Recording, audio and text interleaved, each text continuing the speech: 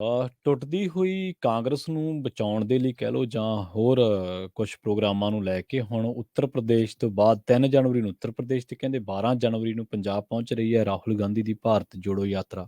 ਹਾਂਜੀ ਦੇਖੋ, ਕਾਂਗਰਸ ਦਾ ਜਿਹੜਾ ਹੈ ਨਾ, ਮੈਨੂੰ ਨਹੀਂ ਲੱਗਦਾ ਜੀ 2024 ਦੇ ਵਿੱਚ ਵੀ ਕਾਂਗਰਸ ਛੱਡੋ, ਮੈਨੂੰ ਤੇ ਲੱਗਦਾ ਕਿ ਇੰਡੀਆ ਦੇ ਵਿੱਚ ਹੀ ਕੋਈ ਫਰੰਟ ਜਾਂ ਕੋਈ ਆਪੋਜੀਸ਼ਨ ਹਾਲ ਦੀ ਖੜੀ 2024 ਚ ਨਹੀਂ, ਮੈਨੂੰ ਨਹੀਂ ਜੀ ਲੱਗਦਾ। ਪਰ ਤੁਹਾਨੂੰ ਯਾਦ ਹੋਏਗਾ, ਮੈਂ ਬਹੁਤ ਸਮਾਂ ਪਹਿਲਾਂ ਤੁਹਾਨੂੰ ਕਿਹਾ ਸੀਗਾ ਹਾਂਜੀ। ਕਿ ਨਰਿੰਦਰ ਮੋਦੀ ਨੂੰ ਹਰਾਉਣ ਦੀ ਸਮਰੱਥਾ ਮੈਨੂੰ ਕਿਸੇ ਵੀ ਦਲ 'ਚ ਨਜ਼ਰ ਨਹੀਂ ਆਉਂਦੀ। ਹੂੰ ਬਸ ਨਰਿੰਦਰ ਮੋਦੀ ਨੂੰ ਨਰਿੰਦਰ ਮੋਦੀ ਹੀ ਹਰਾਏਗਾ ਜਿਸ ਦਿਨ ਹਰਾਇਆ। ਜੀ ਨਰਿੰਦਰ ਮੋਦੀ ਆਪਣੇ ਆਪ ਹੀ ਡਿੱਗੇਗਾ। तो गल यह है कि हाल की घड़ी नजर नहीं आता कि जिस तरह का काम चल रहा। हालांकि भारत जोड़ो यात्रा नु रिस्पॉन्स अच्छा है, ਇਹਦੇ 'ਚ ਕੋਈ ਸ਼ੱਕ नहीं है। ਜੀ ਅੱਜ ਵੀ ਬੀਬੀ ਮੁਫਤੀ ਮਹਿਬੂਬਾ ਕਹਿ ਰਹੇ ਸੀਗੇ ਕਿ ਮੈਂ ਵੀ ਸ਼ਾਮਲ ਹੋਣ ਜਾ ਰਹੀ ਹਾਂ। ਹੈ ਰਿਸਪੌਂਸ ਹੈ, ਇਹਦੇ 'ਚ ਕੋਈ ਸ਼ੱਕ ਨਹੀਂ। ਰਾਹੁਲ ਗਾਂਧੀ ਨੇ ਇੱਕ ਨਵੀਂ ਛਵੀ ਪੇਸ਼ ਕੀਤੀ ਹੈ ਜੀ, ਇੱਕ ਮਤਲਬ ਕਿ ਗੰਭੀਰਤਾ ਦਿਖਾਈ ਹੈ, ਇੱਕ ਬਹੁਤ ਵੱਡੀ ਜਿੱਦਾਂ ਕਹ ਲਓ ਕਿ ਕੁਆਲਿਟੀ ਦਿਖਾਈ ਹੈ ਕਿ ਬਈ ਮੈਨੂੰ ਇਲੈਕਸ਼ਨ ਪਿਆਰਾ ਨਹੀਂ ਹੈ। ਗੁਜਰਾਤ ਦਾ ਇਲੈਕਸ਼ਨ ਹੋ ਰਿਹਾ ਸੀ, ਹਿਮਾਚਲ ਦਾ ਇਲੈਕਸ਼ਨ ਹੋ ਰਿਹਾ ਸੀਗਾ, ਤਾਂ ਰਾਹੁਲ ਗਾਂਧੀ ਨੇ ਕੀ ਕਿਹਾ ਕਿ ਨਹੀਂ, ਇਲੈਕਸ਼ਨ ਨਹੀਂ, ਇਸ ਵੇਲੇ ਸੰਵਿਧਾਨ ਬਚਾਉਣਾ ਜ਼ਰੂਰੀ ਹੈ। ਹਾਲਾਂਕਿ ਸੰਵਿਧਾਨ ਨਹੀਂ, ਮੈਂ ਸਮਝਦਾ ਕਿ ਬਈ ਇਸ ਵੇਲੇ ਕਾਂਗਰਸ ਦਾ ਇਹ ਜਿਹੜਾ ਘਮਸਾਨ ਹੈ ਨਾ, ਇਹ ਬਚਾਉਣਾ ਜ਼ਰੂਰੀ ਹੈ। ਤਾਂ ਕਾਂਗਰਸ ਇਹ ਵੀ ਜ਼ਰੂਰੀ ਹੈ ਕਿ ਕਾਂਗਰਸ ਜਿਹੜੀ ਹੈ ਨਾ, ਉਹ ਬਹੁਤ ਜ਼ਿਆਦਾ ਇਸ ਵੇਲੇ ਸੰਘਰਸ਼ ਕਰ ਰਹੀ ਹੈ। ਤਾਂ ਜਿਵੇਂ ਆਪਾਂ ਦੂਸਰੇ ਦਲ ਵੀ ਦੇਖੇ ਆ, ਤੀਸਰੇ ਦਲ ਵੀ ਦੇਖੇ ਹਨ, ਤਾਂ ਤੀਸਰਾ ਦਲ ਵੀ ਆ ਗਿਆ ਨਾ, ਕੇਜਰੀਵਾਲ ਤੇ KCR ਵਗੈਰਾ ਵਗੈਰਾ। ਤਾਂ ਮਤਲਬ ਕਿ ਲੱਗਦਾ ਨਹੀਂ ਹੈ ਕਿ ਇਹ ਕਦੇ ਏਕੇ 'ਚ ਪਰੋਏ ਜਾਣਗੇ ਤੇ ਕੋਈ ਮਤਲਬ ਕਿ ਸਟਰੋਂਗ ਆਪੋਜੀਸ਼ਨ ਸਾਨੂੰ ਵੇਖਣ ਨੂੰ ਮਿਲੇਗੀ। ਚਲੋ ਦੇਖਦੇ ਹਾਂ, ਮੁਕਾਬਲਾ ਸ਼ਾਇਦ ਬਣ ਜਾਵੇ, ਮੁਕਾਬਲਾ ਬਣ ਜਾਵੇ, ਕਿਉਂਕਿ ਕੁਝ ਫੈਸਲੇ ਵੀ ਆਉਣੇ ਨੇ ਸੁਪਰੀਮ ਕੋਰਟ ਚੋਂ, ਬੜੇ ਵੱਡੇ ਫੈਸਲੇ ਆਉਣੇ ਨੇ ਇਸ ਸਾਲ ਤਾਂ ਨਹੀਂ। 2023 ਦੇ ਵਿੱਚ ਮੈਨੂੰ ਉਮੀਦ ਹੈ ਕਿ ਅੱਧੀ ਦਰਜਨ ਦੇ ਕਰੀਬ ਫੈਸਲੇ ਐਸੇ ਸੁਪਰੀਮ ਕੋਰਟ ਦੇ ਆਉਣਗੇ ਜਿਹੜੇ ਸਿਆਸਤ ਨੂੰ ਬਹੁਤ ਬਦਲਣਗੇ ਤੇ ਬਹੁਤ ਪਖਾਉਣਗੇ। ਉਸ ਤੋਂ ਬਾਅਦ ਪਤਾ ਲੱਗ ਜਾਏਗਾ 10 ਸਟੇਟਾਂ ਦਾ ਇਲੈਕਸ਼ਨ ਹੈ ਵੀ ਹੈ ਨਾ, 9-10 ਸਟੇਟਾਂ ਦਾ ਇਲੈਕਸ਼ਨ ਵੀ ਆਉਣਾ 2023 ਦੇ ਵਿੱਚ। ਤਾਂ ਇੱਥੋਂ ਸੈਮੀਫਾਈਨਲ ਕਹਿ ਲਓ ਕਿ ਤੈਅ ਹੋ ਜਾਏਗਾ ਕਿ ਗਾਂ ਫਿਰ ਫਾਈਨਲ ਕਿਹਨੇ ਖੇਡਣਾ ਵਾ।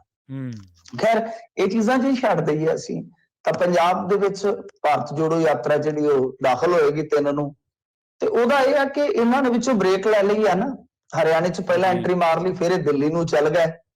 ਉੱਥੇ ਹੁਣ ਕੁਝ ਦਿਨ ਬ੍ਰੇਕ ਲਾਉਣ ਤੋਂ ਬਾਅਦ ਇਹ ਫਿਰ 6 ਜਨਵਰੀ ਨੂੰ ਹਰਿਆਣੇ 'ਚ ਦਾਖਲਾ ਲੈਣਗੇ ਤੇ ਉਸ ਤੋਂ ਬਾਅਦ ਮਤਲਬ ਕਿ ਤੁਰੇ ਹੋਣਗੇ। 12 ਜਨਵਰੀ ਨੂੰ ਪੰਜਾਬ ਪਹੁੰਚੇਗੀ ਤੇ 3 ਜਨਵਰੀ ਨੂੰ ਯੂਪੀ ਜਾਣੀ ਹੈ ਤੇ 6 ਜਨਵਰੀ ਨੂੰ ਹਰਿਆਣਾ ਦੇ ਰਸਤੇ ਸ਼ੰਭੂ ਤੋਂ ਪਠਾਨਕੋਟ ਤੱਕ ਜਾਣੀ ਹੈ ਭਾਰਤ ਜੋੜੋ ਯਾਤਰਾ।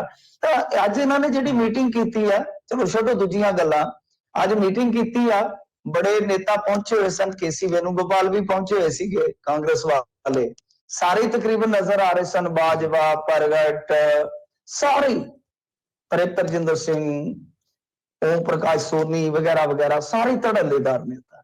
ਤੇ ਮੈਨੂੰ ਉੱਥੇ ਵੇਖਣ ਨੂੰ ਮਿਲਿਆ ਚੰਨ, ਕਿਆ ਗੱਲ ਕਰਤੀ ਯਾਰ। ਅੱਛਾ, ਮੈਂ ਵਾਕਿਆ ਮੈਂ ਕਿਹਾ ਕਿਆ ਗੱਲ ਕਰਤੀ ਯਾਰ ਕਿਸਮਤ ਨੇ। ਉਹ ਬੰਦਾ ਜਿਹਦਾ ਰੰਗੀਨ ਜਿਹਾ ਸ਼ਾਲ ਤੇ ਜਿਹਦਾ ਐ ਕਹਿ ਲੋ ਕਿ ਥੰਧਿਆਇਆ ਚਿਹਰਾ ਜਗਮਗ ਜਗਮਗ ਕਰਦਾ, ਹਾਂਜੀ, ਅੱਜ ਇਸ ਤਰ੍ਹਾਂ ਬੈਠਾ ਸੀਗਾ ਜਿਵੇਂ ਬਹੁਤ ਵੱਡਾ ਕੋਈ ਵਪਾਰੀ ਘਾਟਾ ਖਾ ਕੇ ਤੇ ਅਖੀਰ ਨੂੰ ਕਿਸੇ ਆਫਿਸ 'ਚ ਬੈਠਾ ਹੋਵੇ ਨੌਕਰ 'ਚ, ਤਾਂ ਉਹ ਠੋਡੀ ਤੇ ਹੱਥ ਧਰ ਕੇ ਪਤਾ ਨਹੀਂ ਕਿਹੜੇ ਥੀਸਸ ਲਿਖ ਰਿਹਾ ਸੀਗਾ।